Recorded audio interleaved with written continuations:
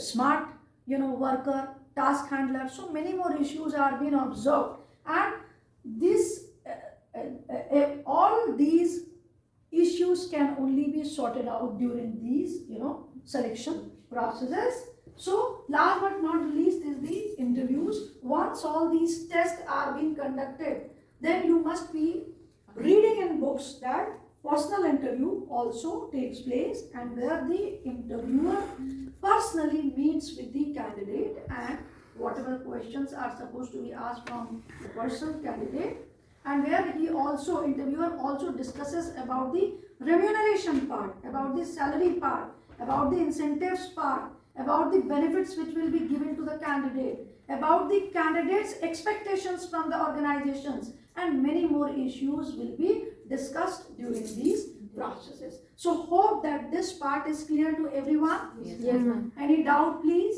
No, ma'am. Okay. And what I expect from you, that you all are supposed to go detail of this selection process and selection tools, and wherever you find any kind of difficulty, in my next class you can come and you can ask from me. Selection process, okay? After a pool of applicants are identified, qualifications related to the job requirement are determined. Now whatever the pictorial representation I was explaining, now that is in detail. So wherever you are lacking, I think by this explanation everything will be understood by you. So after a pool of, as I told you that during recruitment process, a pool of talented candidates apply for a particular job. So after a pool of applicants are identified, qualifications related to the job requirement as are determined. Background information, it includes education, prior employment and college, etc. Your college, your schooling, your educational background, your professional background, your working experience, your previous organizations wherever you have worked, all about is the question are being background information is being taken about the particular candidate. Then interview. Almost all the firms use one of the two types of interviews. What are the two types of interview which this PPT is trying to explain? Is structured interview and unstructured interview. When we talk about this structured interview, as the term is itself referring, structured interview, where the systematic way, where the questions are being asked from the side of the interviewer in a very structured and very systematic manner, where the interviewer is already aware of this fact that I have to ask, first question would be like this, second question, in a very sequential manner. When the question are being posed but from the side of the interviewer, from the interviewee, then it is called as the structured interview. Then let me read the lines. Managers ask each person the same job related question. So what happens that when we talk about the structured interview, the term is itself referring that interviewer is very well aware of that what all questions I have to ask from the candidates, ask from the interviewee. The one who takes the interviewer will be termed as the interviewer, and the one who is giving the interview will be termed as the interviewee. When we talk about the unstructured interview, it is held like a normal conversation. Usually structured interviews preferred, bias is possible. So unstructured interview, as the term is itself referring, that it is unstructured.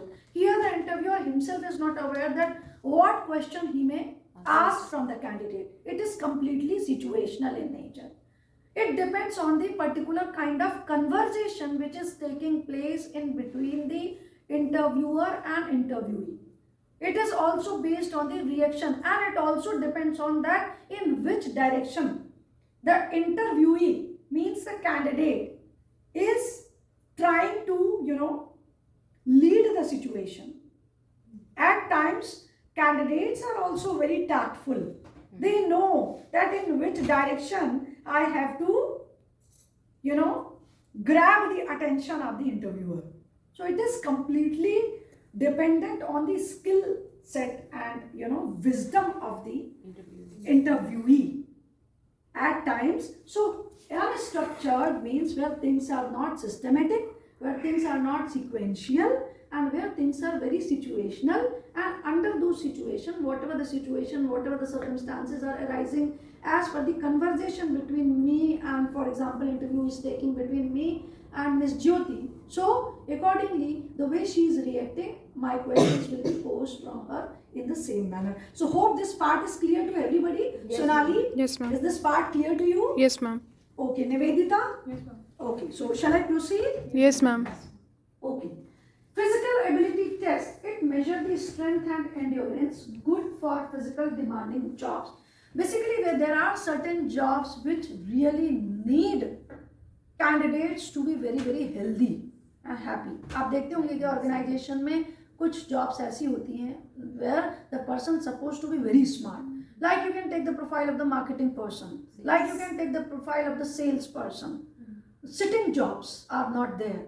The person is required, it is very mandatory for him to visit the market, to visit the customer place. So if they will not be healthy and happy, and they are not satisfied within themselves and with the organizational policies and culture and atmosphere, then they will be always having a feeling of discontentment. They will not be contented. और जब contentment नहीं रहेगी, if the person is not contented, if the person is not in peace, then things are going to take in a very wrong shape. So that is what here physical ability test is also being conducted, and it is again interviewer can give any kind of situation in front of the candidate and they are supposed to react that way. So this part is clear to everyone? Yes, Now ma'am. the next part is the paper and pencil test. As you must be remembering and recalling in that chart, that there was a terminology which was being used, paper test. Paper and pencil test, either an ability and personality test. Ability test assess if applicant has right skill for the job. Personality test seeks traits relevant to the job performance.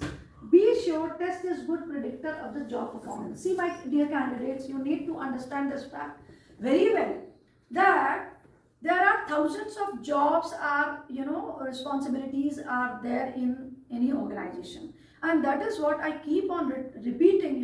One concept more often: job analysis, job description, and job specification. This is where the job analysis actually takes place, whereby the job roles and responsibilities are being determined, and accordingly the knowledge, skill and qualification of the candidates is being taken into consideration. So paper and pencil test is what? Either an ability and personality test.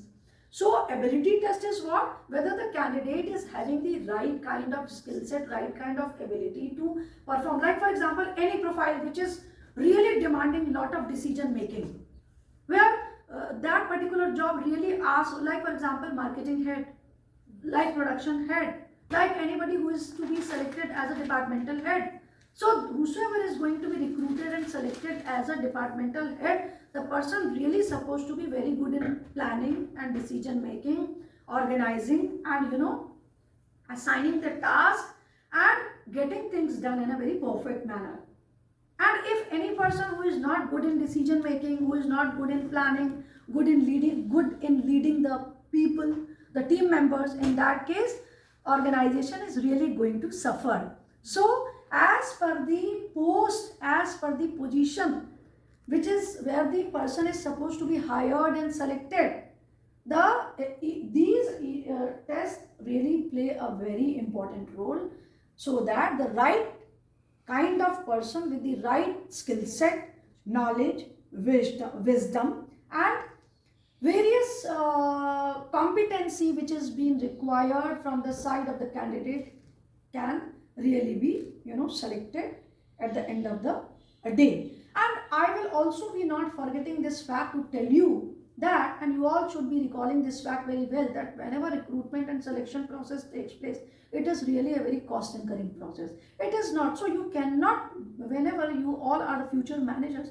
so whenever you will be conducting the recruitment and selection process, you cannot conduct in a haphazard manner.